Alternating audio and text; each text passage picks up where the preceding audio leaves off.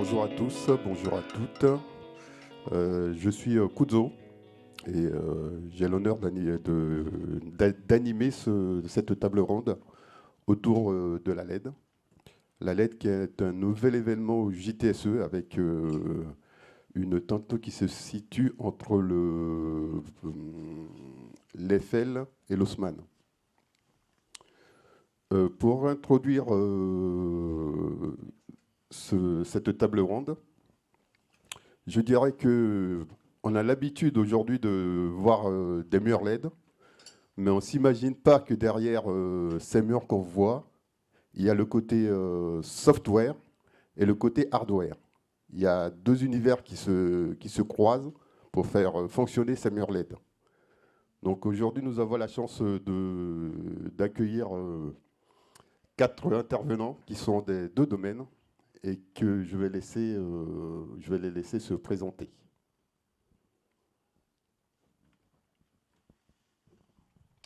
Hello, hi everyone. My name is Dries Vermeulen. I work for Brompton Technology. I hope it's okay. I speak in English. Je parle un peu de français, mais je pense que ce n'est pas fluent pour une présentation comme ça. Donc, j'espère que ça marche pour vous. Si c'est trop vite, dis-moi et je vais parler un peu plus longtemps. Merci. Bonjour à tous. Alors moi je parle en français pour le coup. L'anglais est plutôt pitoyable. Donc je suis donc Julien Da Silva de la société Layard. On est fabricant de murs de LED. Voilà. Donc je rentrerai un peu plus dans le détail après. Bonjour de nouveau. Moi, je suis Tony van Bourlegem. Je travaille pour Infilet. Infilet, aussi un producteur de murs à LED. Je m'excuse aussi, il y a beaucoup de roues sur mon français, donc je vais tâcher de faire de mon mieux. Bonjour toutes et tous. Je parle un petit français. So I will give my speech in English. My name is Samuel from Novastar. Novastar is the supplier for the LED control system, and we have more to share later. Thank you.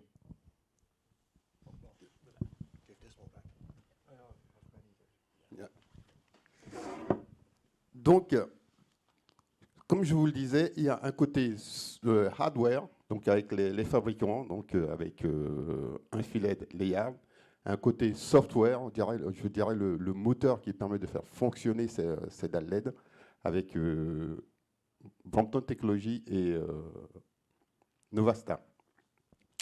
J'ai quelques praises, alors on va laisser Dries commencer. Je vais te lancer ta praise. Welcome again. There's a little presentation. I'm going to skip over a few slides. If it's too fast, I just want to give you a general idea about our company and what we focus on.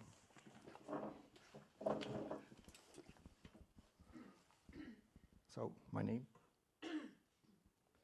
So, Brompton Technology is a British company. It's based in the UK and London. We are based between the center, between St Pancras Station and between Heathrow, so it's very accessible, it's very easy to access.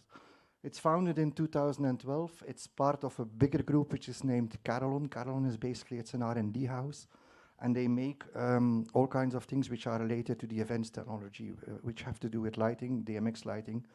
They make control systems. They have a sister company which is named Pharos, which is architectural control. You might know this if you want to light up a stadium, a bridge. This is what Pharos is doing. What Brompton is doing, it's LED processing and LED processing only. So we do not make any LED panel. We do not specify any LED panel. We take an input signal, we do something with it, and we make sure it displays correctly on an LED panel, which is built by Layard, by Infilet, and by many others. Our history is basically it's starting in the events technology. And because we have been working in events technology from the very start, we moved on since we focused a lot on camera, that on-camera worked from day one, that it worked properly. We are very active in everything what has to do with film broadcasts, XR, VP, the things which are lately became too high. And we focus on innovation, and we are independent, so we can basically work with all panel manufacturers of the one of your choice. So we have a few locations. So the headquarters is in London again. Then we have an so in London is where the R&D is sitting, where we do manufacturing of the processing, where all the software is written. Then we have a very important office in Shenzhen in China. There is where we have Chinese-speaking people, of course. It's interesting because they live in the same time zone, speak the same language, and they work with all of the panel manufacturers with the R&D to integrate the receiver cards into the panels. We have an office in Taiwan to address the Asian market. We have an office in Los Angeles to address the North American market. And we have an office in Belgium to address the European market, which is necessary since Brexit, unfortunately. So what we focus on is on image quality, features, reliability, ease of use, and support. So we have 24/7, since we have all those locations. We have 24/7 support by email, by phone, so we can call us day and night in case you would have a problem. So the market is touring, live events, fixed installation, car shows, as you can see, virtual studio, virtual production studios, corporate events. So everything what is live, basically. Also fixed installation, but we do less fixed installation right now. This is something that we probably want to focus on more. If you do have a fixed installation where your colors need to be accurate or you have very specific needs, then you can choose us, definitely. This is the question that I'm having daily a few times. Why Brompton? There are so many others. You're so expensive. Why do we have to go for Brompton? It's not one word. So this is basically what is in the box. If you choose for Brompton, everything like this is included, and I can, on every of these topics, I can talk for 15 minutes. I'm not going to do this now, but if you have questions, feel free to come back to me afterwards. But this is all in the box. This is all included. This is all what you have. So the focus for us has always been color and content accuracy. So if you display content, that the colors are, that is the green is not just green, but it's the green as it should be. The red is the red that it should be. Skin tones are skin tones as they should be. This is what we really focus on. Also Genlock, everything what is on camera, whether that is in a studio broadcast, whether that is a live event where you have a presenter on stage, you have an artist on stage, you want to make sure that everything is looking correct. So this is about technology. I'm going to skip this one. System overview, I think this is, everyone knows how what this is basically. So we have a receiver card which goes into an LED panel. The LED panel make a display which is connected to a processing system, and you have an input source. This is just a general topology of any, this is not necessarily a Brompton setup. I think Novastar is very much the same. This is how an LED display goes together for people who are not familiar with LED displays. Processors, we have only a few. We do not have a big range of processors. We try to focus on the important things, and we work a lot with rental companies, and for them it's very difficult in their inventory if they have 75 different choices. So we try to focus on a few.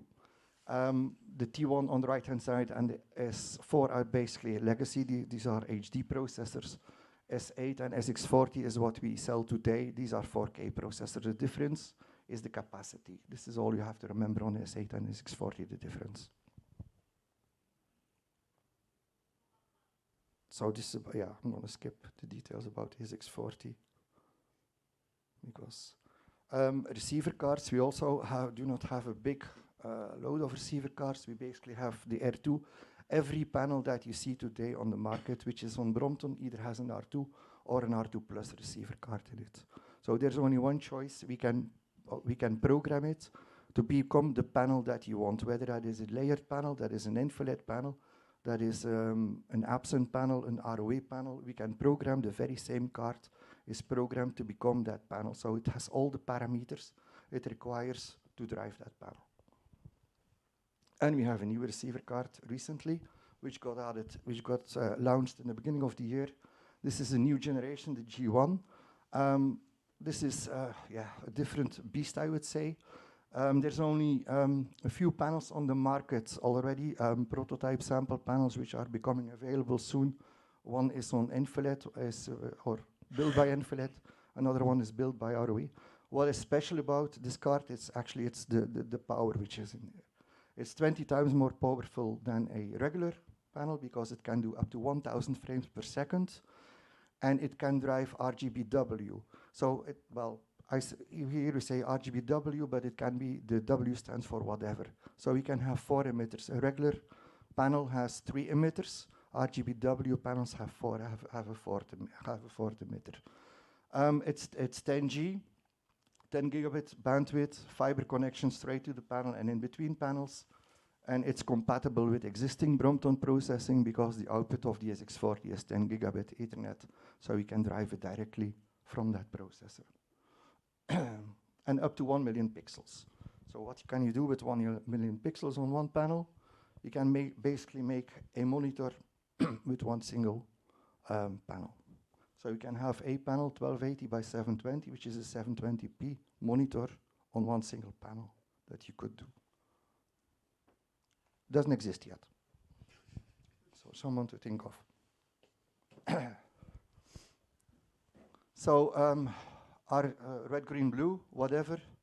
So a G1 can run more than 3 emitters. It's accurate control of the extra emitter because we do the calibration as well with the Hydra camera. We build our own calibration camera. This is the calibration camera. We say it's a camera, but there's basically 6 cameras inside. It's built by our R&D team because when we start looking at HDR, where HDR you want to have a wider color gamut, you want to have more brightness, all of the existing calibration, all of the legacy calibration systems work against that. Because what you do with a normal calibration system, you reduce your color gamut and you reduce your brightness of your LEDs, what your LEDs can do. So what we basically do, we measure every single LED, one by one, color per color, and we store that data on the LDM, on the LED module itself. So the camera has a spectroradiometer, has 4 cameras for luminance, each with its own color filter, so we do not have to rotate color filters. And it has a thermal camera, so we know what the panel is doing thermally. So we can basically measure how the panel responds to heat.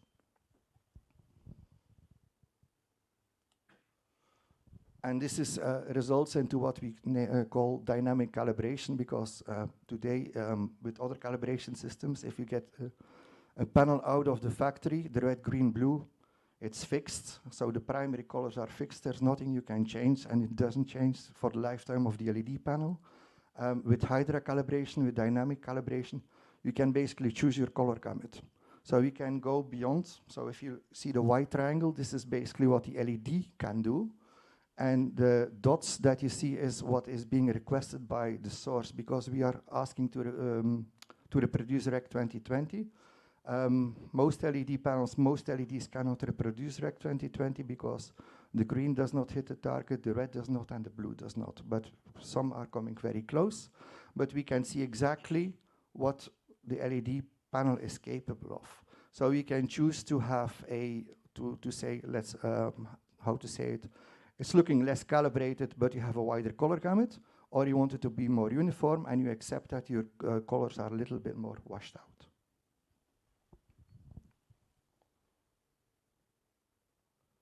So it also enables HDR, so to achieve the wider color gamut and to achieve a larger contrast, so we have more peaks. So because we do not reduce, we do not kill it by 15 or 20% to start with.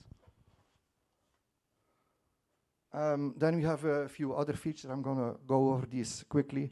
To have improvements on color, Pure Tone is a feature that we added to overcome the non-linearity of an LED. If you have an LED, the red, green, and blue, the color changes depending on the brightness level. So if you have your mix of red, green, and blue on full white, and that is 6,500 Kelvin, it will be exactly 6,500 Kelvin. If you reduce your brightness to below 10%, 10%, then you will see that the colors start to change. So then you can see a banding. Then you start to see banding on your colors, that you have a greenish band or a reddish band. To overcome this, we added pure tone to overcome this non-linearity. This is something you have to do only once. You need to have one panel. We measure from 0 brightness to 100% brightness, and we upload that profile to that panel, and it's in there for its lifetime. Thermocal is a very interesting one. This is, when I saw this the first, I was quite impressed.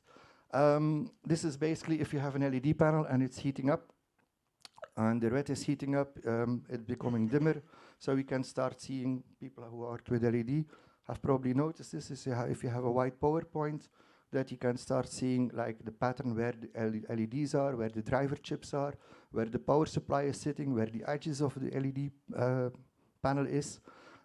So what we do here, we take 16 panels, we let it heat up, and we see what it does, and we save that into a profile that we can upload to the panel, and we can activate the inverse, actually, to lift, to make it balanced, so that that is becoming uniform again.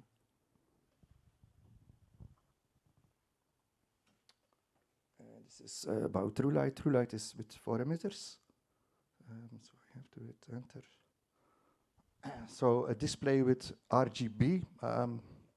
So RGB, this is what you see with the eye. With RGB, this is what being emitted by your red, green, and blue LED. So you will see there's a gap here. There's a big gap here in the orange yellow. So every object which is being lit by this, the oranges and the reds do not look correct. They do not look like they're too red. So this is how it looks with RGB. If you measure this with a spectroradiometer, it will give you this exact same numbers. So with an RGB, it looks like this. On daylight, it would look like that, because in your daylight, you have a much broader spectrum. So we want to solve that. And what we are doing, so if you illuminate it, you will see that your problem with the RGB lighting, so that your colors are not longer correct. So we want to make sure that the spectral output is more divided over, or that it's better divided over the whole spectrum. I think. Yeah. So this is how if you enable or disable TrueLights, how pictures look like. So we have a 4th emitter on your LED panel, and you can basically, on your left, you have RGB lighting, and now we have RGBW lighting. If you look at the skin tones, how different they are. If you look at the clothing, how different it looks.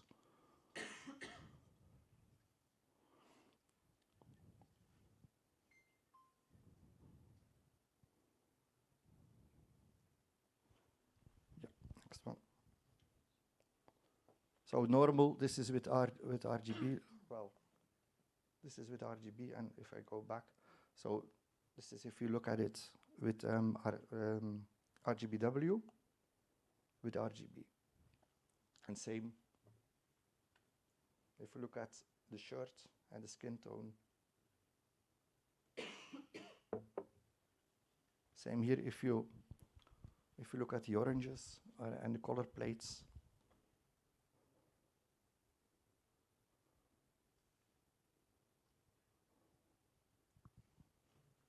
So you have full control,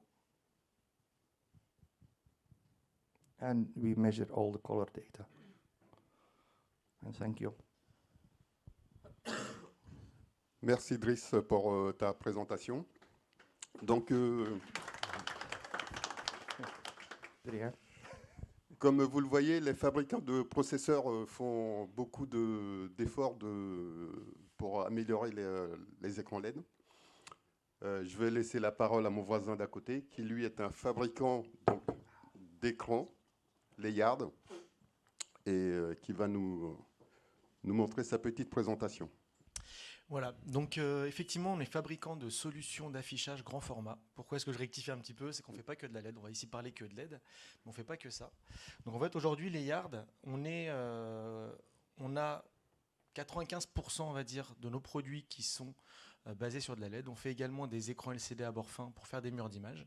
Quand j'explique ça, c'est pour vraiment expliquer qu'on a cette capacité à pouvoir proposer tout produit, toute technologie permettant d'avoir justement le résultat qu'on cherche, c'est-à-dire avoir une très grande surface d'affichage. Okay, donc on fait des écrans à bord fin, on fait des grands écrans LCD également, mais le cœur du métier de Layard reste effectivement le mur de LED. Donc on est fabricant, on est un fabricant mondial, on est à peu près 4300 personnes dans le monde, d'accord, avec une présence sur les 3 continents, donc, qui sont l'Asie, l'Europe et les Amériques, d'accord. Pourquoi est-ce que je dis ça? Vous allez comprendre, c'est qu'on a donc l'entité Layard Europe est vraiment une entité à part entière, avec une usine de fabrication. Okay, donc on a une usine de fabrication un peu partout, donc aux US et également en Asie. Et en Europe, je vais rentrer un peu dans le détail, mais on a vraiment notre propre usine de fabrication de produits. Donc en Europe, on a un chiffre d'affaires qui est à peu près de 40 millions d'euros, avec pour la France 8 millions d'euros qui est réalisé. D'accord. Avec, donc je l'ai dit, une usine de fabrication et on est à peu près, alors je crois qu'on est passé à 350 personnes à peu près en Europe. Voilà, et avec donc un service de démonstration de produits. Bon, ça c'est effectivement, on a la possibilité aujourd'hui donc des produits de démonstration qu'on va pouvoir en fait donc centraliser en Europe. Et dès lors que vous avez un besoin de présentation de produits chez un client, ou vous voulez voir un produit, on est capable très rapidement de venir avec ces produits-là pour vous les présenter. Sur l'implantation européenne, on a donc effectivement en France, on est basé sur Paris et dans le sud de la France. On a notre siège social qui est en Allemagne et l'usine de fabrication qui est en Slovaquie. D'accord ?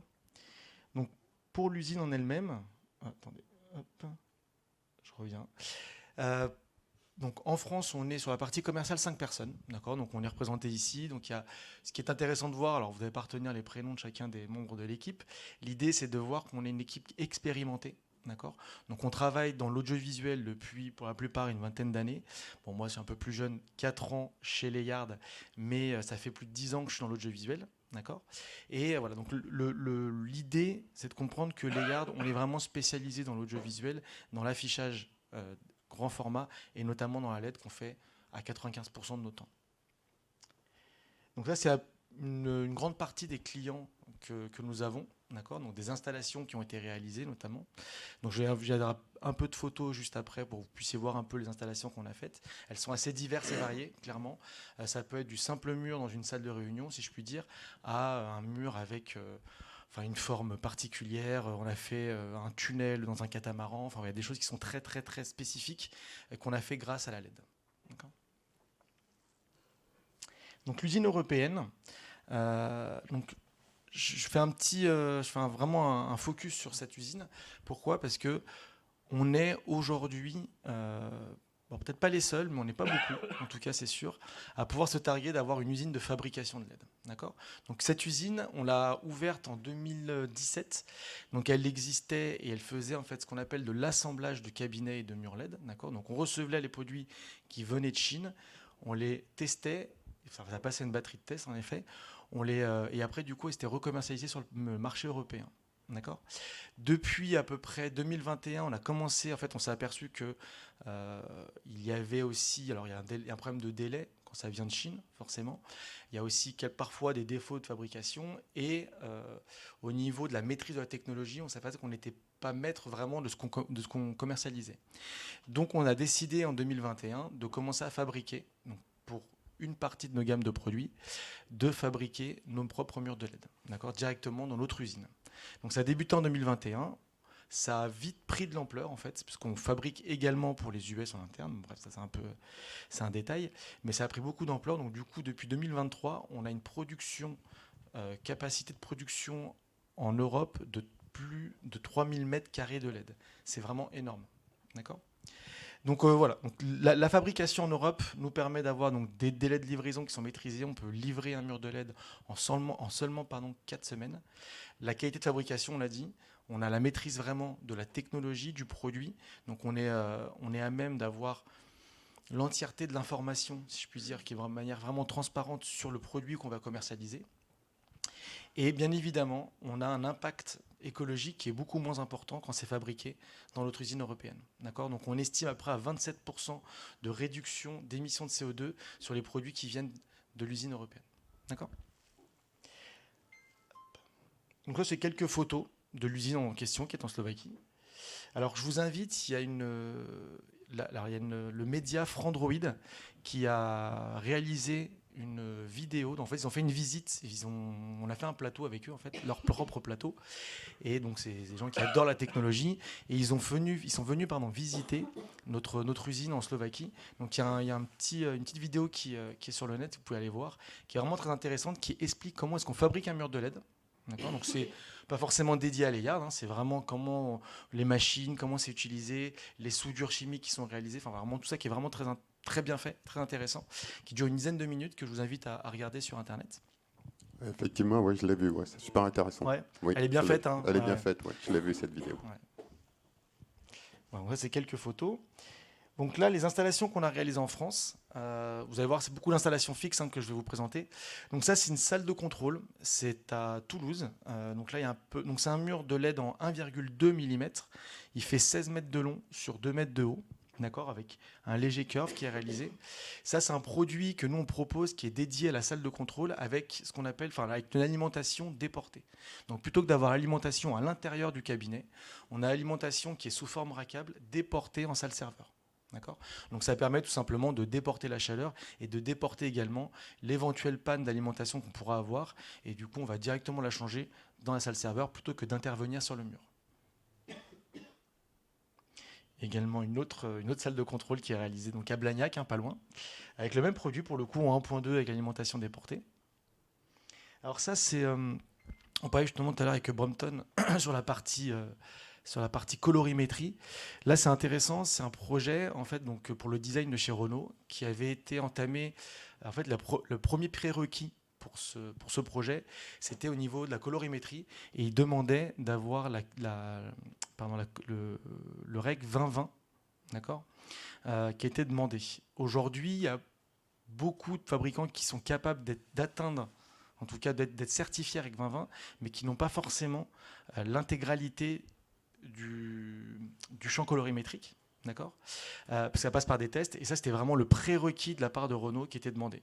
Donc ça demande un peu de travail, en fait on sélectionne certaines LED, toutes les LED ne sont pas capables de le faire. Il faut sélectionner les LED en amont, avant la fabrication du mur de LED, pour qu'on puisse utiliser des LED qui ont justement cette palette chromatique qui est plus importante que les autres, pour arriver au REC 2020. Une autre salle de contrôle qui est à Bordeaux, du coup, avec un produit en 1.2. Alors ça, c'est l'Assemblée nationale. Du coup, on a remplacé des écrans LCD par de la LED. Le choix a été fait. En fait, les LCD fonctionnaient. Ils voulaient remplacer, parce que le problème d'un LCD dans une salle comme l'Assemblée nationale, où il faut, si on a un problème, venir démonter un 98 pouces qui fait plus de 100 kg, il faut une nacelle, il faut tout un travail. C'est un bâtiment qui est au patrimoine de l'UNESCO. Donc la LED, l'avantage, c'est qu'effectivement, si vous avez une LED qui lâche, ça n'empêche pas d'exploiter le mur. S'il y a un autre problème, tout est assez simple pour justement venir faire de la maintenance. Mais ça, vous le savez, la maintenance sur un mur de LED est beaucoup plus simple que sur un mur LCD. C'est l'un des gros avantages que nous avons avec ces produits-là. Donc, une autre salle de contrôle, alors celle-là, elle a été faite en Monaco, c'est en pitch 0,9. Donc vous l'avez vu, les Yard, on fait essentiellement des petits pitchs, et là on est vraiment très fort. Tout ce qui est en dessous de 2 mm, on a vraiment une grosse représentativité sur le marché de la LED. Donc ce qu'on vend le plus aujourd'hui, c'est du 1,2, du 1,5, et de plus en plus, évidemment avec les prix qui baissent, on fait de plus en plus de 0,9 mm également. Donc là, en salle de contrôle, c'est la première salle de contrôle en France qui a été réalisée en 0,9 mm, et là, il y en a d'autres qui sont en train d'arriver, donc on sent vraiment que le marché tend sur des pitchs de plus en plus petits. Voilà, moi j'ai fini. Si vous avez des questions, n'hésitez pas. Voilà. Ok. On se fera une petite 5 minutes de questions à la fin. Samuel, viens ici. Sorry,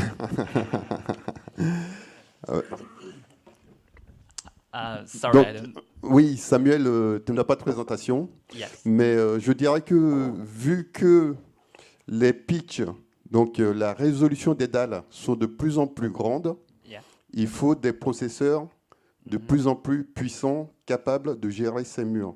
Yeah. Donc chez Novastar, c'est quoi vos solutions?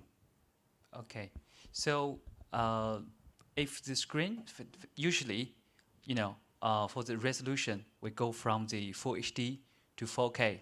Now we don't talk about 4K now. We are talking about 8K, especially in the broadcasting. So in Novastar, we have several, integrated products. For example, you can just we have a product called the MX600,000. You just put what input you need, and you just put what quantity of output you need. The loading capacity can be more than 10 million, no, or 100 million. Yeah. Actually, I want to do a small introduction.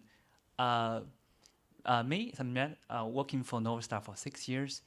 I just want to know how many guys you are using Novastar or know Novastar. If you work in rental company, can you raise your hand? Rental, okay. How many you work for fixed installation, like or commercial or fixed installation? Des gens qui travaillent pour l'installation fixe dans la salle? Oui, il y en a. Okay. Là-bas, il y en a. Donc, And how many you work for the TV station broadcasting? ceux qui travaillent à la télé, dans le broadcast? Non? No. So why you attend the lecture? Anyway, so little about Novastar. Novastar, we are the biggest LED control system in the world. So actually today I want to give you a message that LED screen now is still in the childhood.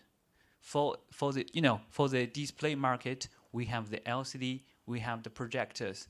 For 10 or 15 years, LED screen is just a small child.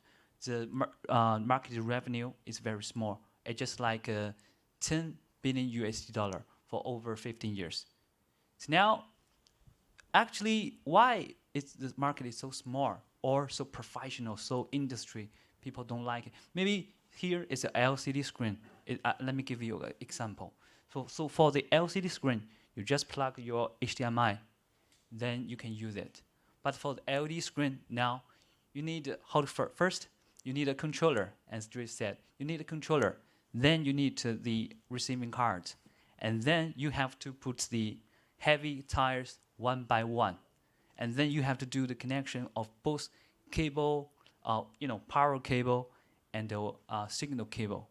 So you see this, the status of the product is totally industry level. So our mission is to make it accessible, of course, working with the LED producers like Leard and Infrared and other guys to make these products more accessible to the consumer levels. So anyway, so for the LED screens now we can see, so even it's bigger or smaller, it's indoor or outdoor. Our mission is that we make the, first for the content, we make the controller smaller and smaller. The size is smaller, so you can put the controller inside the screen. And the screen is big, we need the loading capacity is bigger. And also, for each panel, we have a receiving card. Our plan is that in the future, we just remove the card, we make a chip. Like an IC chip, you can put the IC chip into your cabinet. That means the LED suppliers or producers, they can desire smaller and smaller pitch. And also, Dries talk about the, the bandwidth of the, the signals traveling across the tires. So now, usually, for the RJ45 cable, it's like 1 gigabyte. So now, we are developing from 5 to 10 gigabytes. But still, we need cables, no matter it's RJ45 or fiber. So our aim is to make it wirelessly. So imagine if you want to make the LED panel or the billboards you see outside, it's very heavy, very big, very, it's very thick. So if you want to make a panel just like this, we need to remove the cables. Yeah, no matter for the power or the signals. So that's our goal, our direction, to make the signal transfer between the tires wirelessly. And even also we are working on the transfer for the power, but it's very challenging while working on this direction. And but anyway, my point is that Novarstar is trying to make this product useful and accessible to the consumer level. Because I always talk, when I talk with all the guys from the industry for the, for the market, if you see it from the point of view like investment. For example, for the rental market, every year we have certain amount of concerts, cultural events, or like football games. So the market growth is like 10%. It's very stable, but it's not very big. So only if the LED it goes from the industry to every home, to everywhere. Actually for the LED we have three directions. So first is like the micro LED. So micro LED, it can be used on your Apple Watch phone. So this is one direction. And the second direction is like a mini LED. Mini LED is that in this scenario, the LED screen will compete with the LCD screen like this. So this is also one of the future. And another future trend is like the traditional SMD. So usually on the LED screen we have three. Sometimes usually it's 3 RGB. We have three dots RGB to make the light. But anyway, this is the the current situation.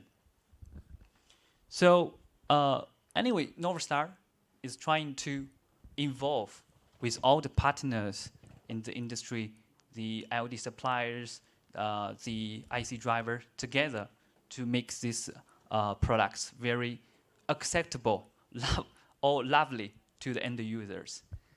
And more about Novarstar, I will finish very quickly. So all about Novarstar. So for the speaking about the office, except Africa, so now we have all the companies or branches in each continent, and especially in Europe.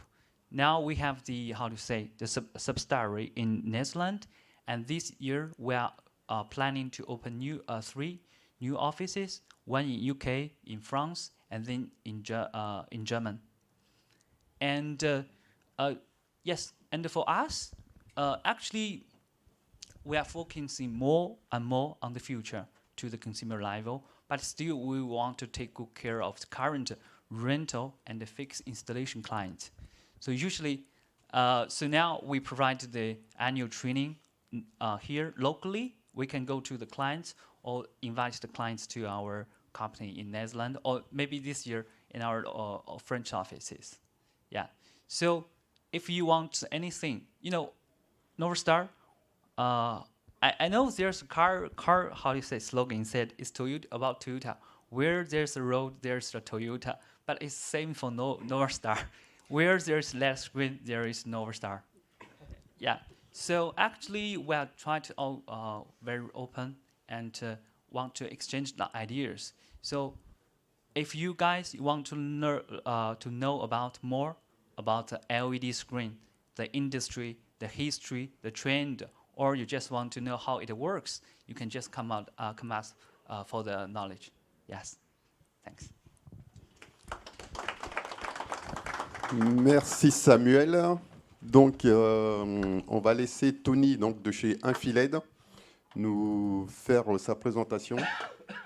Donc, c'est vrai que la résolution des dalles est de plus en plus grande, avec, comme disait Samuel, le mini LED, le micro LED. Donc, justement, Tony va nous parler de ce qu'ils ont chez Infiled. Oui. Well, moi, je peux mettre la main. On utilise du Nova et on utilise aussi du Brompton. Donc, chez nous, on peut choisir, en fait. Petite présentation. Donc, moi, je suis Tony Van Moerlegem. Je suis directeur technologie, mais mon focus est spécialement sur la vidéo, production vidéo, en fait, XR et Virtual Production, ou production de film. Et je vais en parler un petit peu plus. Infilet started in 2009, so we've been around for already quite a while, and we are very focused on every vertical market, which I mean we have dedicated products for rental, for fixed installation, for creativity, for every market suited, because not every market. Why am I speaking English? Pas tous les marchés sont les mêmes. En fait, nous, on fabrique des murs à LED très spécifiques, en fait, pour chaque marché, parce que chaque marché a besoin d'un autre type de produit, parce que pas tous les marchés ont le même budget aussi pour fabriquer quelque chose. Nous, on fait aussi beaucoup de OM, donc des produits très spécifiques pour des prestataires, mais aussi des produits très spécifiques pour des installations fixes aussi.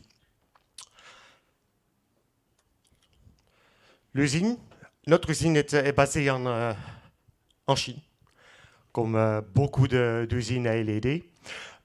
Nous, on a une capacité de 10 000 mètres carrés en production par mois. Donc, c'est assez grand pour produire des murs LED. Mais comme on doit livrer à tous ces marchés, on a besoin de beaucoup d'espace, en fait, pour produire nos murs à LED. On est basé un peu partout, comme vous voyez. L'usine est en Chine, mais on a beaucoup de sites partout dans le monde. Ça, ce sont des offices qu'on a partout dans le monde, mais aussi on a des gens qui s'occupent de la vente et de la prévente dans tous les autres pays aussi. Dans toutes ces locations, en fait, on a des murs à LED qui sont installés. Vous pouvez venir avec vous-même ou avec des clients.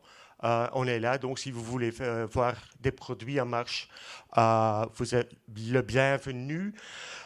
Pour l'instant, vous êtes très bienvenu en Barcelone, parce que là, c'est le plus grand démo qu'on a en Europe, mais aussi au Moyen-Orient.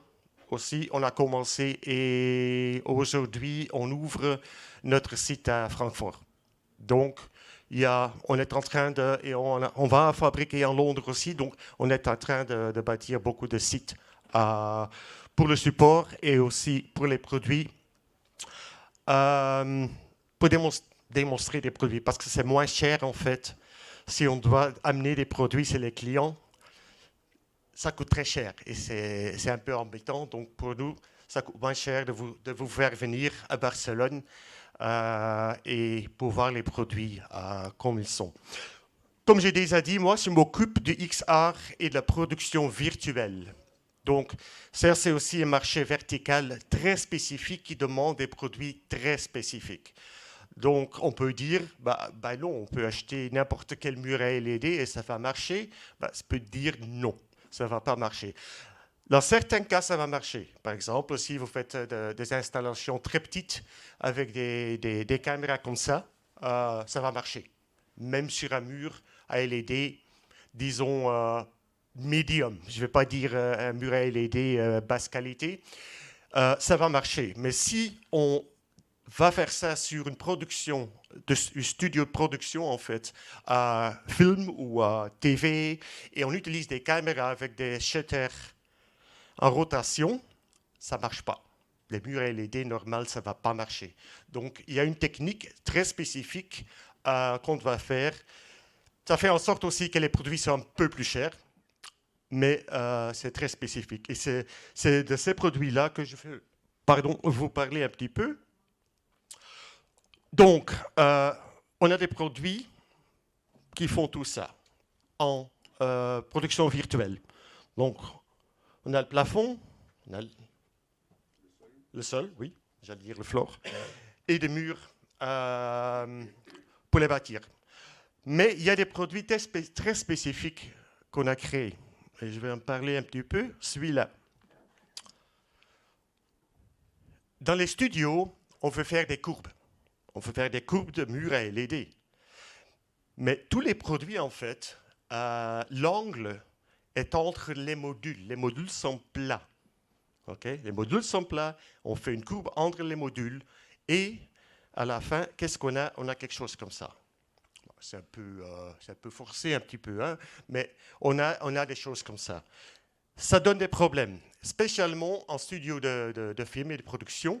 Si on a des images qui ne sont pas très claires, hein, si c'est très scène de nuit, je ne sais pas quoi, en fait, ce qu'on obtient, les lumières qui sont dans le studio vont créer, et je ne connais pas le mot en français, des shadows. Des ombres, oui. Ça crée des ombres, en fait, et c'est très visible. C'est très, très, très visible. La caméra peut le voir et tout le monde peut le voir aussi. Donc maintenant, si on a des choses comme ça, il faut les corriger en post-production. Ça prend du temps et c'est très coûteux. Ce qu'on a lancé l'année dernière, c'est un produit qui ne courbe pas entre les modules. Le produit lui-même, il courbe. Donc c'est un module de 500 sur 500. Et dans le module lui-même, vous pouvez ajuster la courbe parfaite. Donc, ça résout le problème. Et c'est parfait. Ce produit-là peut aussi être utilisé avec des panneaux normaux, donc des panneaux plats qui ne courbent pas. On peut les mettre ensemble, ça utilise les mêmes technologies. Mécaniquement, on peut faire ce qu'on veut. Et la courbe, ça peut être faite en convexe et concave. Mais pour les installations, normalement, hein, c'est concave qu'on utilise. Qu'est-ce qu'on en fait d'autre? En IBC, cette année-ci, on a introduit un tout nouveau produit, en fait, avec un LED très spécifique qu'on a créé nous-mêmes. Donc, c'est quoi le problème, en fait? Chaque mur à LED, donc chaque LED a un angle de vue standard. Qu'est-ce que ça veut dire? Il y a un angle de vue pour la brightness et il y a un angle de vue pour les couleurs. Qu'est-ce que ça veut dire, en fait? L'angle de vue, ça veut dire, donc le brightness, si un LED, par exemple, ou un mur à LED, donne un brightness de 2000 nits, disons, si on mesure comme ça, dès qu'on va faire des mesures dans un angle, donc on regarde ce côté-ci, ou on passe de l'autre côté, en fait, le brightness, ça diminue. Et les couleurs, ça shift. Donc, c'est un problème qui... c'est pas un problème, c'est dans la technologie LED. Maintenant, on a introduit sur notre nouveau 1.95 mm produit un tout nouveau LED qui vous donne, qui résout les problèmes de couleur et qui résout aussi les problèmes de brightness. C'est très important dans les studios aussi parce qu'on a un mur et des courbes. La caméra, elle prend d'autres angles. Si on ne corrige pas à ce moment-là, vous allez voir des color shifts et des shifts en brightness. Avec cet LED qu'on a dans notre nouveau produit, ça, ce ne sont pas des photos Photoshop. Hein. Ça, ce sont des photos réelles de mesures faites. Donc, commençons avec le brightness contraste, en fait. Un mur, un LED spécifique, si on mesure au milieu, vous allez obtenir 2000 nits. Et sur les spécifications des murs LED que vous voyez sur les brochures, si on dit l'angle de vue est de 160 degrés, ça veut dire à ces points-là, le brightness a diminué jusqu'à 50%, donc 1000 nits. Donc il y a un grand shift. Le shift ne se fait pas comme ça, le shift se fait graduellement. Notre LED résout tout le problème. En fait, si nous on dit 160 degrés, 160 degrés plus ou moins 80 degrés, la brightness est toujours 2000 nits. De nouveau, très important, les couleurs, c'est mieux aussi, mais ce n'est pas exactement aussi parfait que le brightness, mais ça aussi, ça corrige le shift de couleur et le brightness. Tout nouveau. Une autre chose que je vais vous dire, donc si vous regardez un mur à LED, Normalement, il faut une fois faire ça. Hein? Faut faire ça et de l'autre côté. À ce moment-là, vous allez voir exactement ce que je viens de vous expliquer. Le color shift et le brightness shift, c'est très visible. Je ne vais pas trop parler de ça, parce que Driss a déjà expliqué en détail. En fait, aussi, cette année-ci, on a lancé le produit RGBW. Dans ce cas-ci, c'est du warm white, ce n'est pas du whatever. Pour corriger tout ça, pour des studios, on a fait déjà beaucoup de démos. Et en fait, pour expliquer ce produit, on peut utiliser de belles photos, mais il faut le voir. Il faut le voir. Il faut se mettre en dessous d'un mur comme ça. Il faut prendre la main, il faut regarder à la main, il faut activer, désactiver, et vous allez voir la différence. C'est énorme. Voilà, maintenant ça se termine. Ça nous donne un peu de temps pour des questions. Oui, je vais inviter Driss et Samuel à revenir à la table. Donc, comme vous le voyez, c'est de concert entre les fabricants de dalles LED et les fabricants de software pour nous offrir des images de qualité, de plus en plus de qualité, sur les écrans LED. Je ne sais pas si vous avez des questions pour nos intervenants. Je vais vous passer un micro.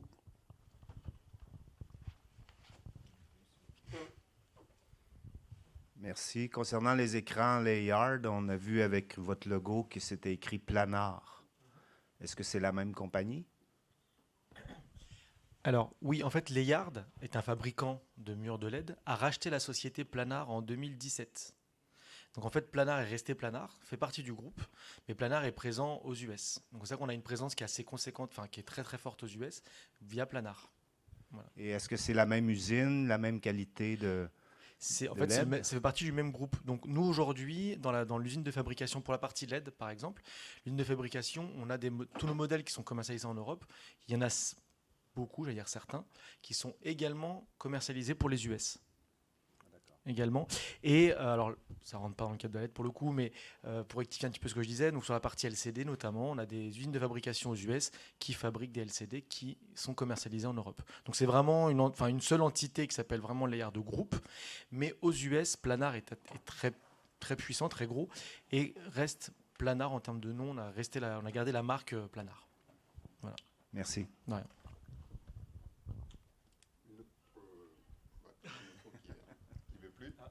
Une autre question? Donc, moi, je vais avoir une petite question pour nos intervenants. Je ne sais pas qui va me répondre. On a entendu parler de mini LED, de micro LED, de LED SMD. En ce moment, on va pas mal arriver la LED COB, Chips on Board. Et qu'est-ce que vous pensez de cette technologie? Est-ce que c'est l'avenir, c'est le futur, c'est ce qui va nous permettre encore d'aller de l'avant ou pas? Je peux commencer à répondre et puis je vous laisse après. Alors, il y a deux questions en une. Bon, pour la partie mini LED, micro LED, effectivement, bon, pour expliquer un petit peu ce que c'est très très très synthétiquement, la mini LED et micro LED, c'est en fait les diodes qui sont donc RGB, d'accord, qui sont à l'intérieur d'une LED, qui sont en dessous de 100 microns, d'accord. Donc elles sont vraiment minimisées, qui prennent très très peu de place dans la LED, et ça va permettre de multiplier le nombre de diodes RGB, donc de groupes de RGB qui font les couleurs, dans une LED. D'accord.